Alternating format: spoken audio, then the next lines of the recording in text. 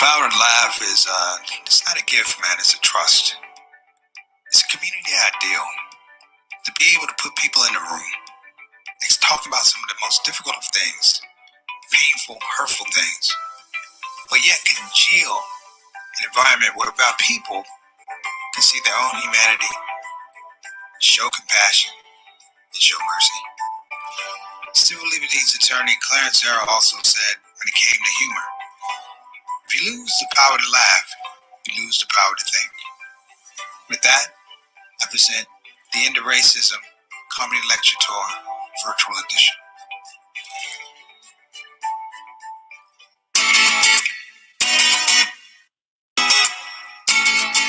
I think racism is the reason why you never ever see any black people in Tanny commercials. You're laughing, but if you went to the local pharmacy, you saw a cardboard cutout of me with some suntan lotion, you'd be confused. It's a killer. They don't tell you this. It affects everybody. Guess what? Racism affects white people too. But they don't tell you. That's why I'm here. Work with me here. Black people got Black History Month. I'm Muslim. Muslims have Ramadan. Latinos have Latino Month. Asians have. What do my white brothers and sisters have? Nothing. You don't have a Caucasian Awareness Month or Black Appreciation Day or a White Man or a Dark Man or Racial Month or Holiday of Help or Pale Clothes. Nothing.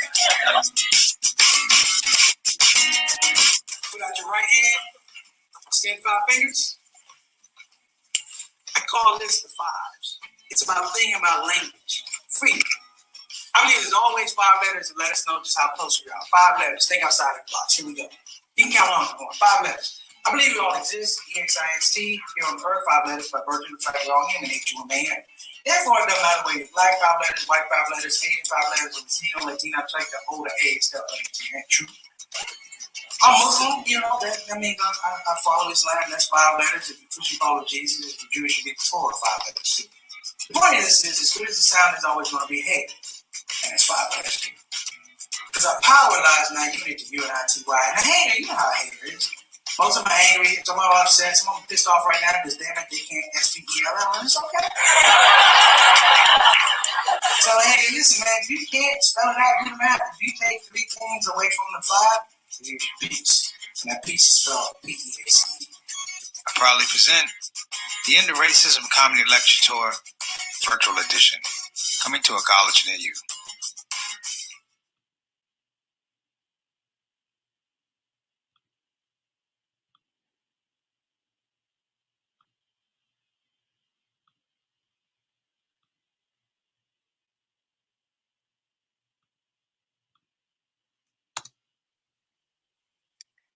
Hey everybody, Assalamu alaikum. Hope you're having a wonderful day. Make sure that you hit the subscribe button and the notify button so you'll know when you're getting new episodes. And we just want to grow this project. I thank you in advance. Without further ado, let's get it rolling. The Shout Out Show.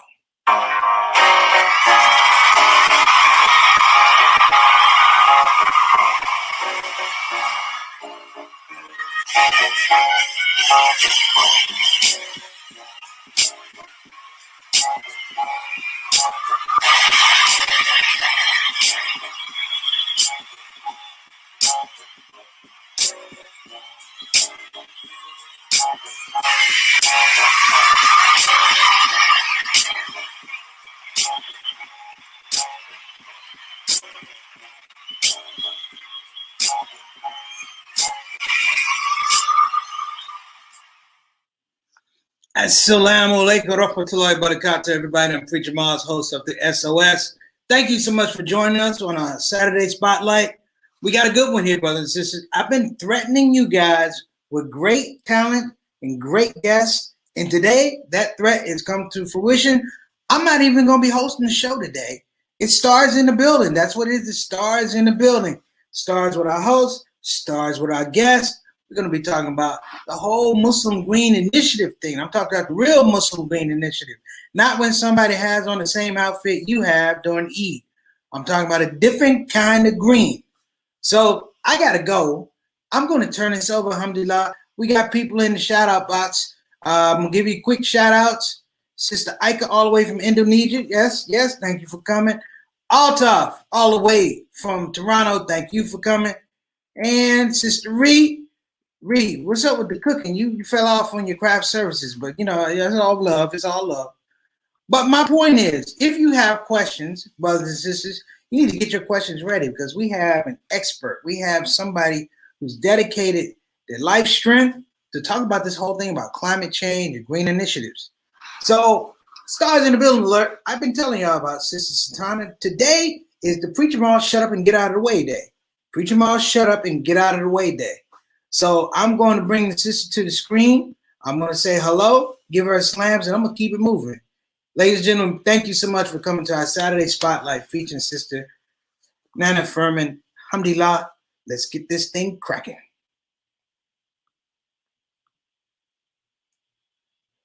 What's going on, sister? You got to unmute yourself. Unmute yourself. There you go. That is like step 101. There you go. It's all right. Look, I'm ready to get out of here. I want to hear about green climate. I want to be able to impress my family and friends. I just want to say the word green a little bit and have it not mean spinach or money. Oh, wow. I want to get in, and this is your guest. So I will be happily stepping back. I have I've done a little research on Sister Firman, but you know what? That has nothing to do with me. I might have some questions later.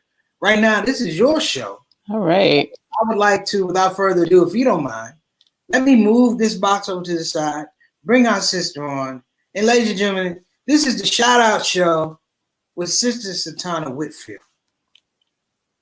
Good enough? We're good. Thank you.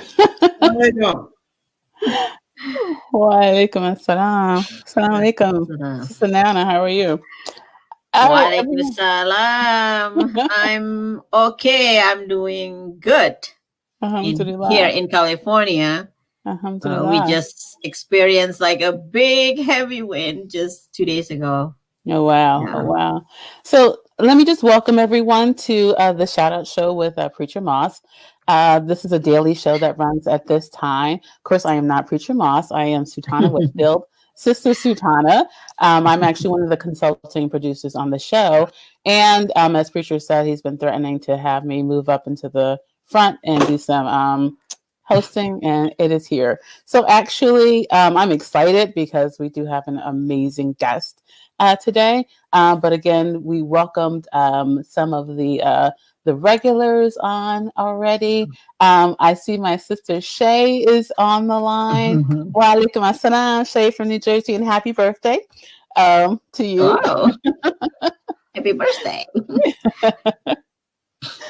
And so I just want to also let everyone know we're on a couple of different platforms. We're on Facebook and Twitter and YouTube. So go ahead and like and subscribe and share and all that good stuff. Okay, so this is going to be a really, I think a lot of, I know a lot of great information, from Sister Nana, and I'm just going to go into just a little bit from what I, what I have on here. So Sister Nana Firman, she is she's worked with the World Wildlife Fund in her native Indonesia, directing the recovery efforts in the wake of the 2004 earthquake and tsunami. Then she came to the U.S. and she initiated the Green Masjid project for ISNA, so for the Islamic Society of North America. She developed a sustainable city initiative, which also engaged with Muslim leaders. And then she was named, which is really awesome, named a 2015 White House champion of change for climate faith by former U.S. President Barack Obama.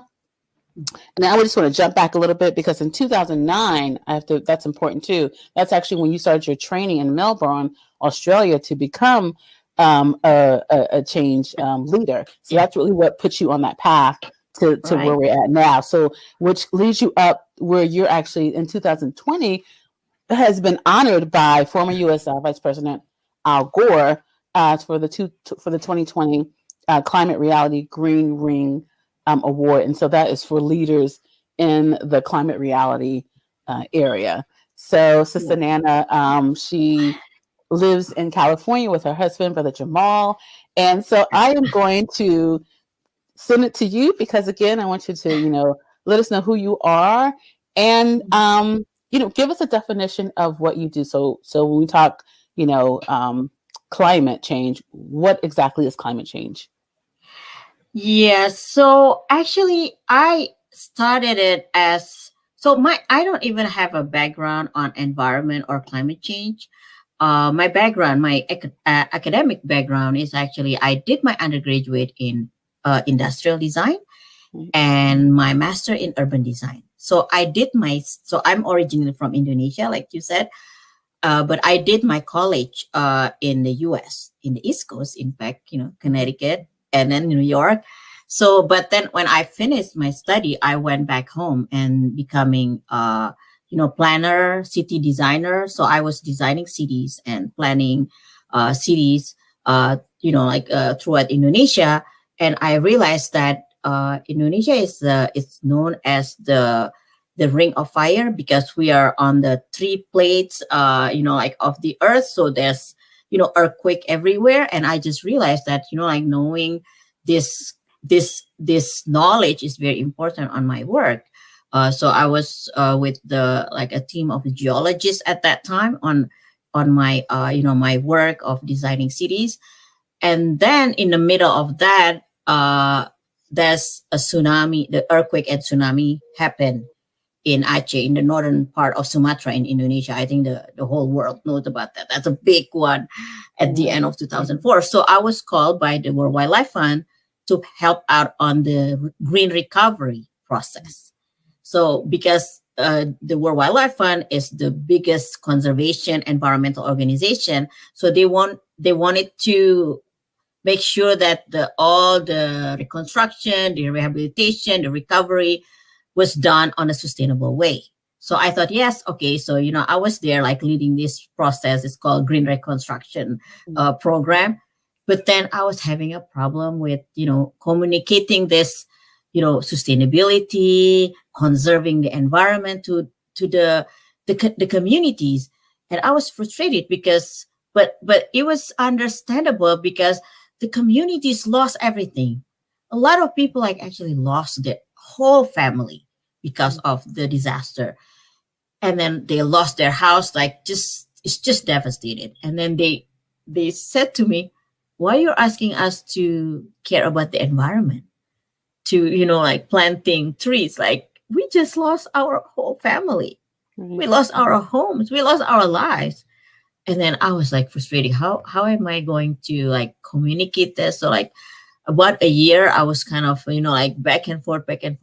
I couldn't find what is the right narratives. And then a friend of mine told me why don't you talk with the people from the Islamic teaching? So the people in Aceh is a very devout Muslim, the region. So I was like, what? From the Islamic teaching? How do you on what? So I went back to the Quran, the Sunnah, the Hadith, and I found a lot.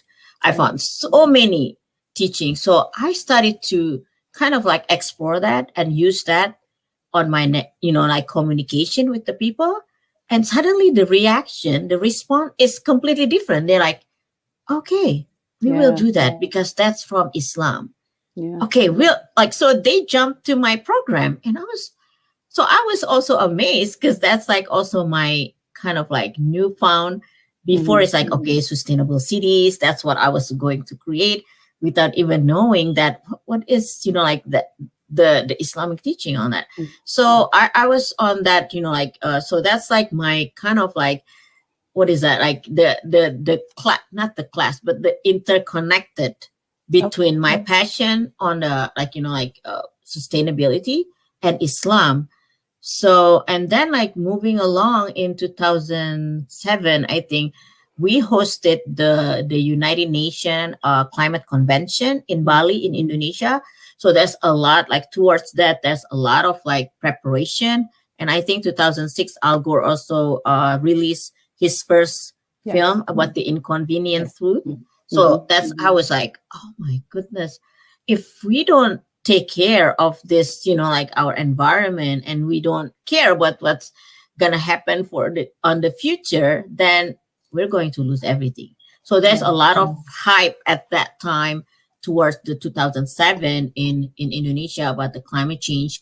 And so I was, starting to kind of like talk more about sustainable city as that time as part of the solution. And then I was, like you said, in 2009, I was selected to be trained by Mr. Gore at that time in Melbourne, Australia. So from then on, I was just like, get like all this engaged with climate. And also I bring the Islamic teaching from that, which is like the unique thing, because of course people get it, like, like the science and, like all the policy, but sometimes science and policy doesn't move people. Right. Like, And all the data. Yeah. Yeah, there is a beautiful hadith around that, a Bukhari hadith that Prophet Muhammad alayhi salam said that if a Muslim plants a tree or a seed, and a human eats from that a human or an animal eats from that seed, then they are given the reward of that in charity. And so that's really beautiful when you think about that, because that's talking about sustaining and regeneration. Exactly. And then also that is like Sadaqah Jariyah, right? And so that is something that is just going to be in your reward ongoing and ongoing. So that's a very beautiful hadith, I thought, and that I think that would relate to a lot of us as Muslims. Yes, and like it's interesting that you mentioned that. That's exactly the hadith that I brought in with the people when I was doing my program, the Green Reconstruction, and also another hadith about planting trees. That even if tomorrow is Yaumul Qiyamah, the end of the day, the end of the world, if you have seedling in your hand, the Prophet said, plant it. That is hope. Wow. Like even in the devastation, like you're devastated, it's like the end of the world, everything, but you still plant the trees, plant the seedling. Right. That's a hope. And then like, and the hadith that you mentioned, that whatever you plant, if the human or animal benefits from what you plant, then like it's considered sadaqah jariyah. And when you plant a tree, it's going to be beneficial, because even if it's not having fruits, because tree produce oxygen and absorb carbon dioxide. Right. So there's always going to be like the living being is going to be beneficial from the tree that you plant. Right. And so in addition to food, it gives you life, just gives you air. So it's so beautiful. So climate change, give us a layman's, and to me, I'll say it's any change in something that abnormal change in a particular region that's going to cause problems in that region. So the issue may be temperature, of course, or rainfall. And so give us your definition as a so climate change is actually the like the extreme weather events that happens that is not normal anymore, because like our Earth has a pattern of weather that it goes like like every year the same way, but then because of it's now there's an extreme weather event that somehow the system is confused, so we cannot predict anymore what's gonna happen, like when is the rain season, like cold season, hot season. So why is that happening like that? So like it's actually created by the accumulation of the carbon dioxide emission. Of course, all our activities, as living being, we are producing carbon dioxide from our just like regular activity. However, the last 100 years, basically after the industrial revolution in the Western world, there's more and more carbon dioxide being produced and released and emitted into our like our atmosphere. Where is it coming from? Like mostly is from the Forest. energy, the forest, Right. the fossil fuels that we use for our industrial, like industrial activities. So that's like, like the accumulation of our carbon emission that we release to our, the like on around the earth. That's like make it like harder and harder. So our earth has this blanket, a gas that we call greenhouse gases, which is like, like a several kind of gases that like compose this greenhouse gases. But 75% of those greenhouse gases is carbon dioxide gas. So it's supposed to be the blanket to keep our earth warm, because otherwise without that blanket, it's going to be too cold. Like, yeah, but the blanket it's just have to be enough. However, because our activities that produce using the fossil fuel, like just, like expansive, like just like humongously, we produce more and more carbon dioxide to our atmosphere that is accumulated in the blanket that actually covering like closer our earth, that makes it like hotter, hotter and hotter. Yes. And we talked about tree just earlier. Tree is, besides they produce oxygen, they absorb carbon dioxide. So the only living being that Allah created in this earth that can absorb carbon dioxide is trees. But at the same time, in the name of development, all the trees are being cut out. We cut our forest on this earth. So it absorbs, like the one that can absorb the carbon dioxide is no longer there, while at the same time we produce more carbon dioxide. So it's getting hotter, like our earth. That's why it's called global warming. So it's warming the earth temperature. That way the weather pattern is shifting, and it's unpredicted anymore. That's why it's called climate change. Now we don't even use the word climate change so much. We call it climate crisis, because we want to have psychologically that, like we are in the emergency. We need to move. Yes, yeah. Because like if it's changed, like psychologically, people are like, yeah, climate is always change. But when you say like climate crisis, we are in crisis right now. Right. And climate change doesn't really dictate whether it's good or bad, right? Because it could be climate change could be, okay, it's changing for the best. Or so the natural crisis puts it, has a little bit of more tone to it. Right. So we talked a little bit about the earth. And I wanted to kind of talk about inequalities and climate crisis.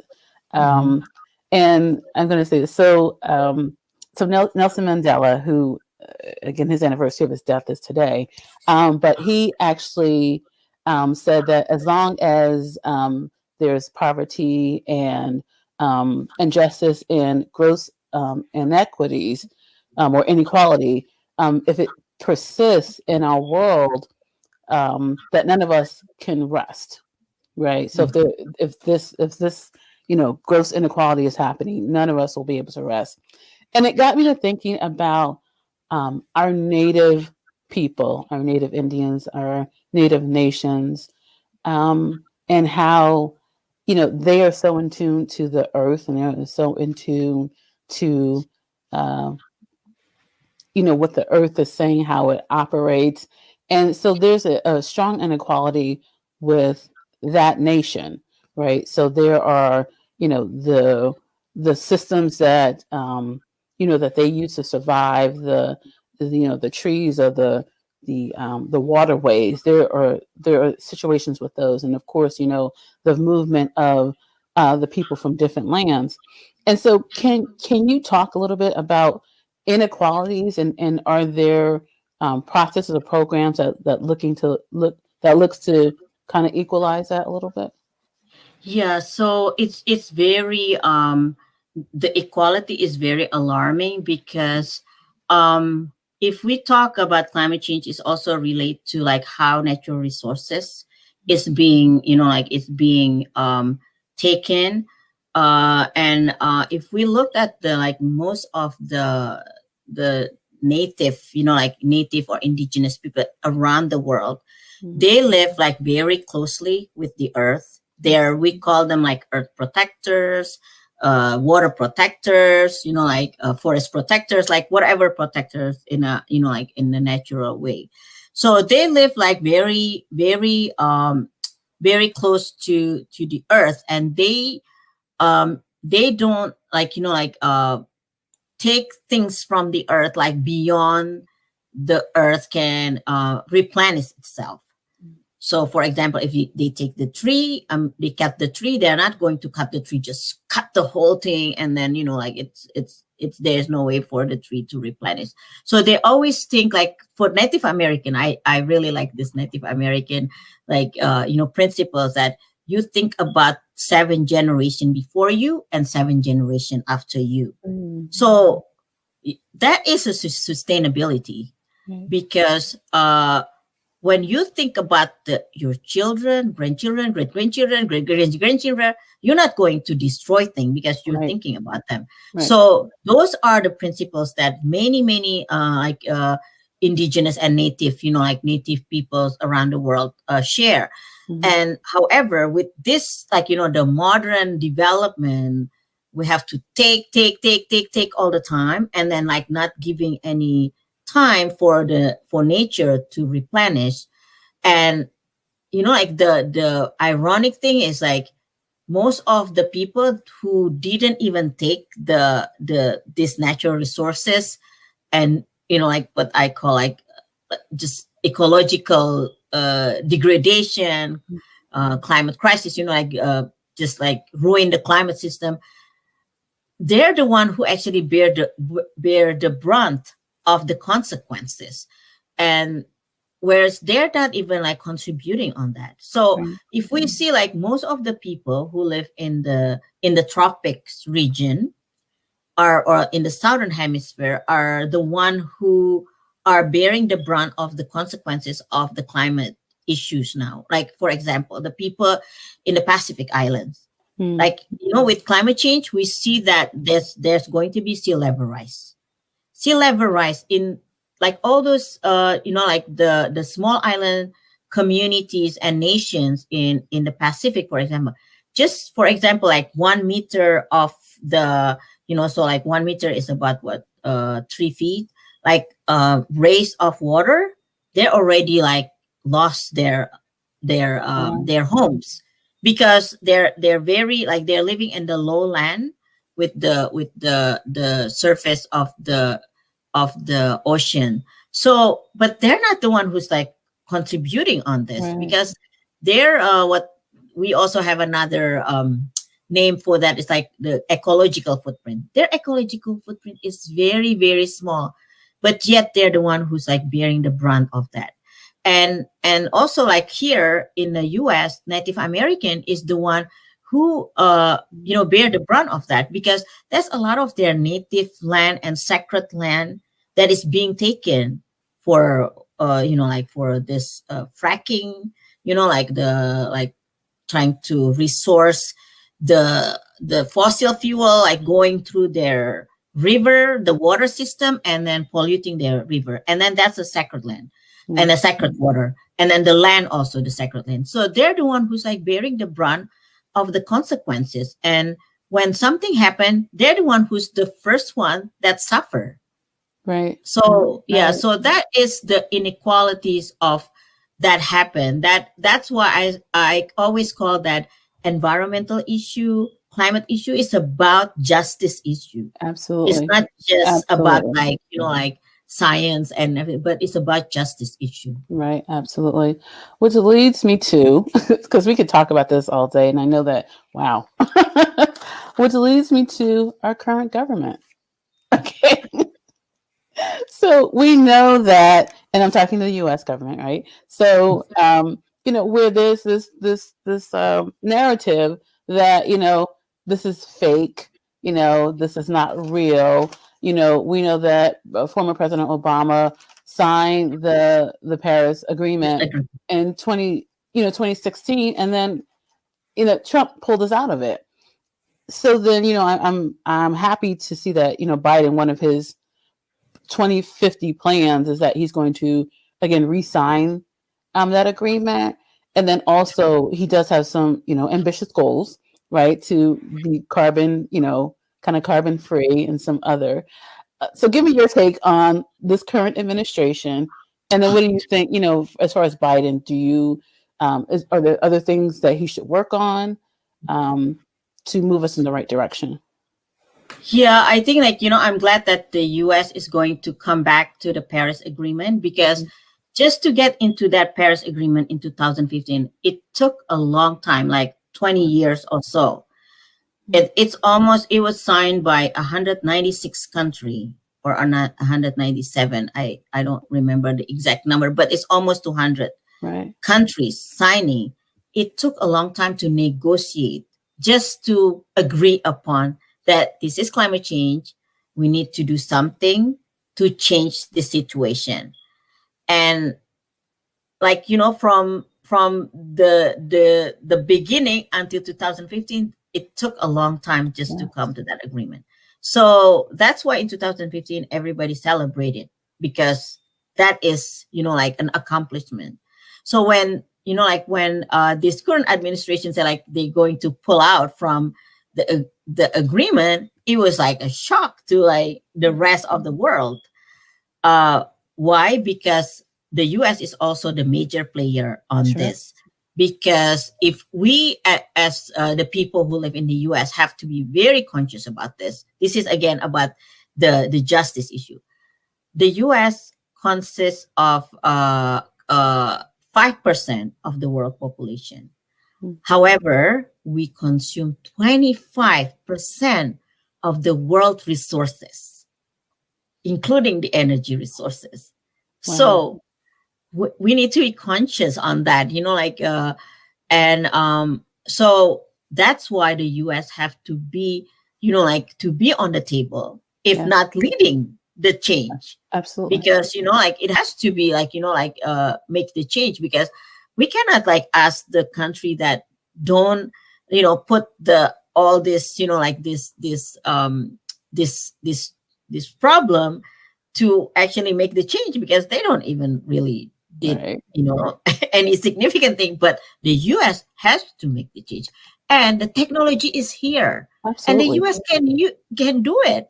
It just have to be there is a political will. That's a common kind of vision to do it. And I think we need to just because we live in the same earth. So no matter what happen in other part of the world is going to come to us too. That's right. Whether sooner or later, but it'll come to us because we are living in the same earth, the same system. So, and we share this earth together. So I think we need to emphasize this, that we share this earth together with the rest of the people in the world. So we need to make the change together. And then as the people in the US, as the US government, we need to lead the way to make the change. And it is doable now, because the technology is here. For example, the renewable energy is solar panel, for example. It's getting very cheap. I feel almost oh my God, solar panel getting very cheap now. It's nothing. In the 10 years ago, we couldn't even imagine that's gonna happen. That's still expensive. Now it's cheap. For example, in California, the new houses has to be with solar panel. Otherwise, they don't have. They don't get any permit to build house. So that kind of thing. And then if we're looking at automobile, right? The cars, there's hybrid, electric car, and I'm sure with technology, everything is going to just move forward very fast. So the technology is here, so we don't have any excuse anymore. And I think that's from the technology side. But also I think from us, from individual, the government can make policy and all this, kind of like, you know, like regulation, but then it comes to us also individually. Absolutely. What can we do Absolutely. as one person, one like, you know, one Right. family? Right. Yeah. And that's going to be my closing question to you. What can we do individually? I want to touch on COVID. So COVID, yeah. So COVID, has that changed the trajectory of this climate crisis? And is that good or bad or indifferent trajectory? And then I remember at the beginning of COVID, there were, people just weren't driving their cars. And so they were saying that, the emissions is pretty clear out. And so again, but then towards the end of, I shouldn't say it's not the end, but currently they're saying now that, it's kind of offset because people are more at home now. And so they're now ordering out. And so you have containers and things like that. And so what has COVID-19 done for climate crisis? Yeah, so like you said in the beginning of COVID, because of the lockdown around the world, Yeah. suddenly like everybody's like, like having a break, like, time out. Yeah. And so like we see like a significant like pollution reduction, because in areas where very heavy pollution, like Los Angeles, for example, suddenly you can see clear sky. Wow. In New Delhi, clear sky. In Jakarta, where I'm from, clear sky. All these cities that have very heavy smoke and pollution, suddenly it's clear because like obviously there's no activities because everybody just like stay home and like during the lockdown. So we thought it's like, oh wow, it took COVID, like, a tiny virus to actually makes us realize, all this beauty. But then like we also realized that do we need to have COVID and lockdown for us to actually have this, like clear sky, fresh air, like, like all like, more like kind of like uh just like appreciate the beauty of nature. Then yeah, so we see that we don't need like a COVID to tell us to like to have that, right?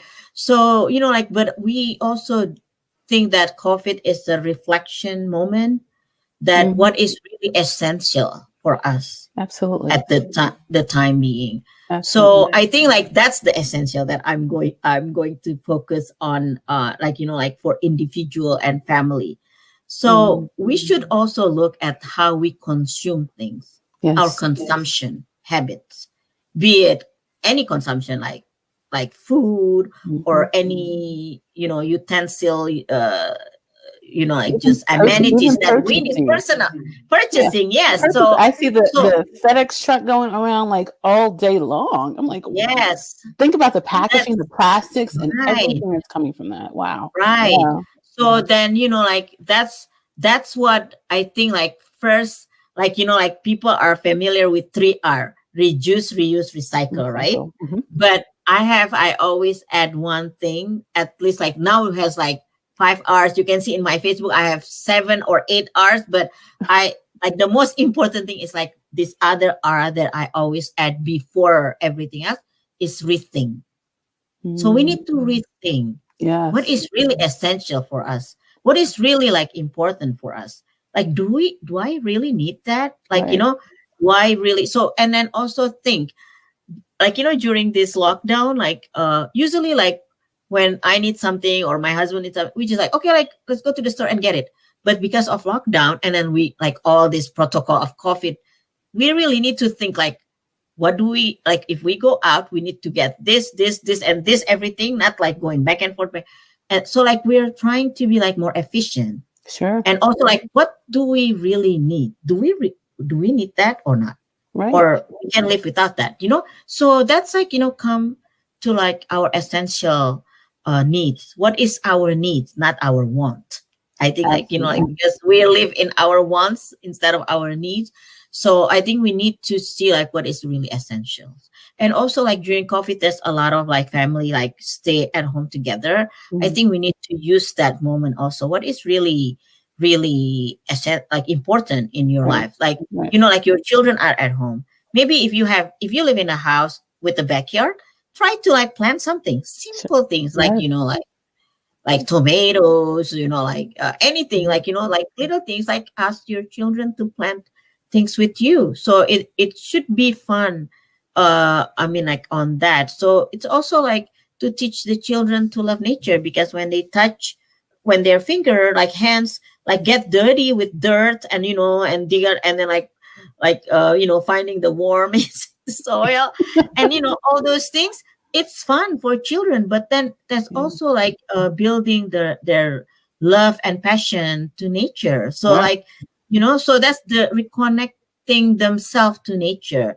I mean, like, especially for those of us who live in the cities, we don't live like in the middle of the forest or like, you know, the river or something, but we can, you know, like, you know, create our own nature in our backyard, like, you know, little things. Even people who live in apartment, I told them like, just, you know, like find some, you know, like little pots and then plant it, because then, you know, like it's like, you know, it's nice to have this connection with the earth. And then like, you know, like if we can like grow our little food on our own and then like eat it, that's like feels, you know, like so good. That's Because beautiful. you grow it, yes. And then that's also part of the sunnah, actually, like, you know, because Allah said, like, you know, it's best if you, like, you know, like you actually reap your own work, right? So you taste the food that you grow. So, you know, like, and also And you that appreciate it. You yeah, appreciate and it teach more. us to like more grateful to our creator, that, oh, this is how, you know, like food is grown. And, you know, like just looking at it like every day is like, wow, you see like the growing, and then when they have like the budding, like the flowers and then the fruits, you just like feel excited, and children love that. Oh, for sure, So for sure. yeah, so I yeah, love how you put that. It's just, you know, kind of taking a different look at, and of course, you know, with COVID, you know, we're just all, you know, tense. There's just a lot going on, but there is some positive in yeah, COVID. So yeah. I'm gonna we're at like 6:41, so I'm gonna actually bring Oh, Preacher in to you know, he has a few questions oh, sure. to come in. So Well, now I can Preacher love Moss. this conversation, first of all. Uh, you know, Sister Nana, I was thinking, I was a couple of years ago, I was involved with a client, NBA player. Mm. We were talking about water issues. He wanted to do a campaign about pure water. And so we got into this whole thing about pure water. What we found out was just the massive shortage of water, the damage to aquifers, and, you know, how you have whole streams that are not available, the damage of dams and things like that. And I was like, you know, this is amazing stuff. And, you know, this is a couple of years ago, before it was, you know, climate change. I call it climate concern. I pick up right where you pick up at 2004 with the tsunami of Banda Aceh. Yes, yeah. We did my group, Allah Made Me Funny, we did a benefit, DC Improv, for the tsunami victims. Yeah. But it was Thank you for interesting that nobody was really talking about how much the climate affects that. And I would chime in with the thing you were talking about, Native Americans, as well as Sultana. You know, I just feel like when people are just not really connected to the land, that they're just not connected to creation. Yeah. You know, the damage of not seeing fresh grass, or Right. I was reading Elijah Muhammad's Eat to Live. Eat to Live. Yeah. And Eat to Live is basically it's a ecological cookbook. Yeah. Yeah. Oh, I see. Wow. Yeah. The emphasis on we need to grow our own food. Right. And this is back in the 50s, talking about, or 40, 50, talking about the processed food, the process that these chickens go through, and how Right. they're slaughtered, and the emotional distress Right. to a food product. Right. And I'm like, it's so tied, so very, very tied to the land. Much Right. Native Americans. So a lot of what you said was just resonating. But I wanted to see if I can get you to talk about the aspect of climate change in regards to water supply. Yeah. So water, that's another issue, that because of the the climate crisis. So, and the hot, the increase of our the temperature on Earth, that is so the sources of there's a lot of droughts happening around the world. Right. So there's we're going to face this water scarcity. But then at the same time, because of this imbalance of climate, in other part of the world, we can have so much water, pouring rain that created, flash flood, flooding that we cannot even use the water. So again, I think I wanted to bring that the importance of trees. So tree is, I think we just need to study trees. Tree is so important, that not just producing this, oxygen and absorb carbon dioxide. Also with trees, they actually can hold water, right? Their roots. And then whenever you plant trees, that's just you're also harvesting water. So that means that we need to really take care of our forest system, because that's where our to ensure that we always have our water. So I have my father always say this, that he's always concerned about water, and he creates this kind of absorption well on our backyard back home in Jakarta. And as growing up, I always said why do you do that? Who cares? The water ran off. And he said, no, I don't want the water run off. I want the water to be absorbed back to the soil, to the earth, because he said he wants to make sure that the future generation will always have water. And of course, I didn't think about it. I was like, oh yeah, okay, whatever. When you're growing up, I was probably 12 or 13. I'm like, oh yeah, whatever. But then that's the thing. That's you have to, when you think about water, it's for future generation also. Yes. You need to think because this water has to be absorbed back to the earth. So in order to absorb that, we need the trees to hold the water.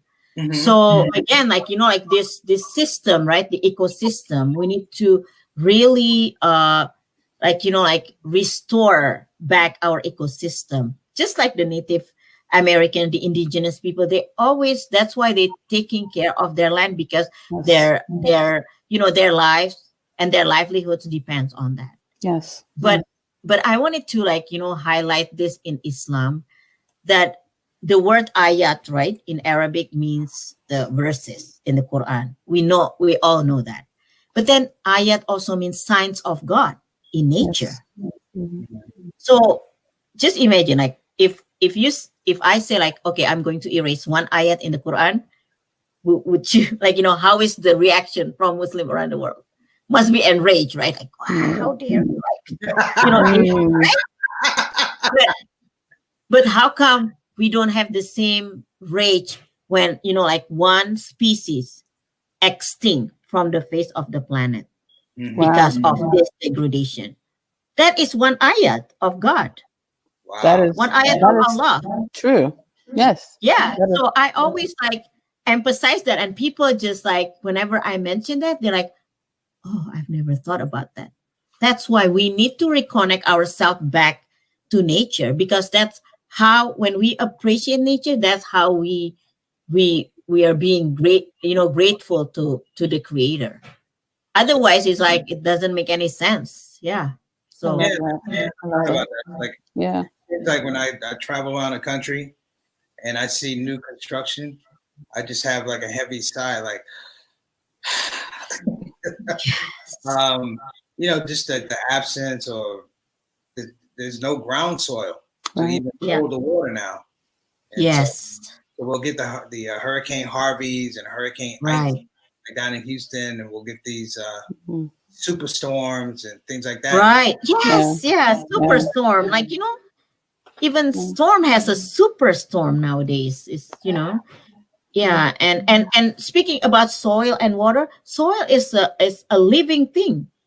Like, we need to see that soil is a living thing. It's not a dead thing. Like, it's a living thing. That's what we call Mother Earth, right? Like in this program, Mother Earth is a living. It's a living, like it's a growing also. So I think we need to really reflect on that, each of us. Well, I'm gonna pull out Sis.Sutanah, ask your questions, and I'll go back into my cubby hole. Well, thank you for joining us. Thank you for joining us, Preacher Moss. So I do want to just pop up some of the comments. So Sister Mary Moss, and this is Preacher's mom, she said, "Thank you, Sister Sutanah, for special guest Sister Nana Firman, who covered climate crisis in a realistic way to which we all can relate, and that is wonderful." Thank you. Sister Salima said, "Okay, she didn't know that. I'm not sure which point." Alhamdulillah, and thank you, Sutanah and Nana. This was very informative. Alhamdulillah.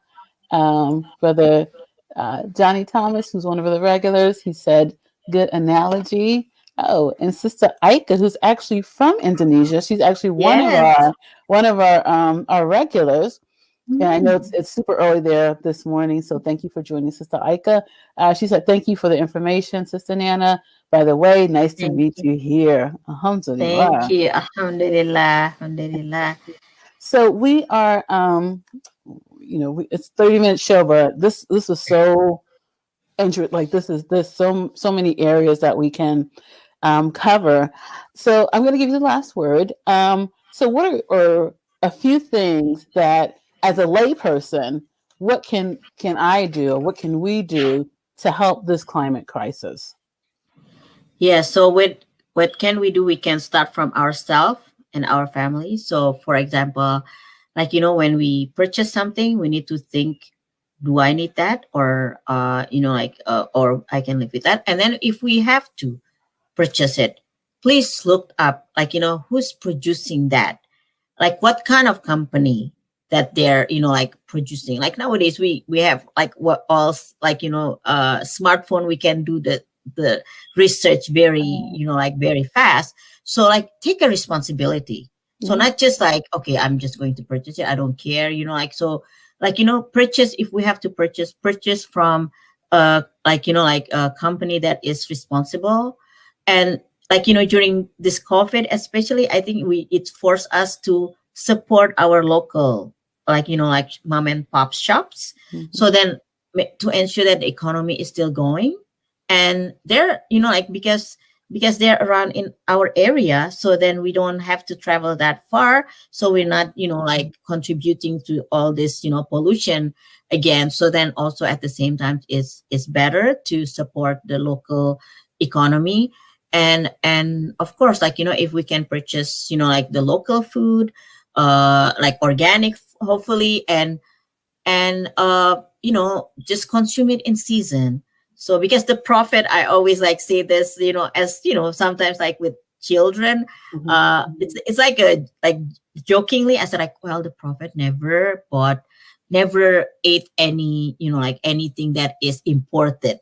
So it's always local local food, local milk, nothing that is like imported from like somewhere else, that or like this is winter, but we want to eat fruits that is like in the summertime. So like like, so that's the thing, like like knowing like where we are, and just like be cautious, because whatever we do, whatever we purchase, whatever we consume is going to have like the consequences, and we don't want the biggest consequences in like the negative consequences on this earth. We want the positive consequences, because when we die, we want to leave this earth with all good things, good deeds, So we don't want the bad deeds. So I always say, like, if I'm destroying this earth, that's like my bad deed. So Absolutely. I We're doing don't need that in the that. book, Yeah. right? Alhamdulillah. Sister Nana, thank you so much. Oh, This was my such a pleasure. beautiful, beautiful conversation. I wish we had time to, because I still have notes on other areas I wanted to cover, but because of time, we just didn't get to it. But Sister Nana Firman, you can reach her Facebook at nana.firman. On IG, it's Nana Firman. And so, reach out to her for questions. But thank you. Inshallah, we could have you back Oh, again. yes, And yeah. practice Thank you more so much. practice. It's my pleasure. I was like so surprised that I'm being like invited to Oh, Fikir yeah. Show. I was like, yeah. Thank you, Alhamdulillah. Sis.Sutanah, for inviting me. You're absolutely welcome. And thank you for attending. And thank everyone else. Thank you for our guests for attending. And again, like, share, subscribe, come back daily. We are here at the same time every day at the same station, inshallah. All right. Assalamu alaikum wa rahmatullahi wa barakatuhu. Wa alaikum salam wa rahmatullahi wa barakatuh.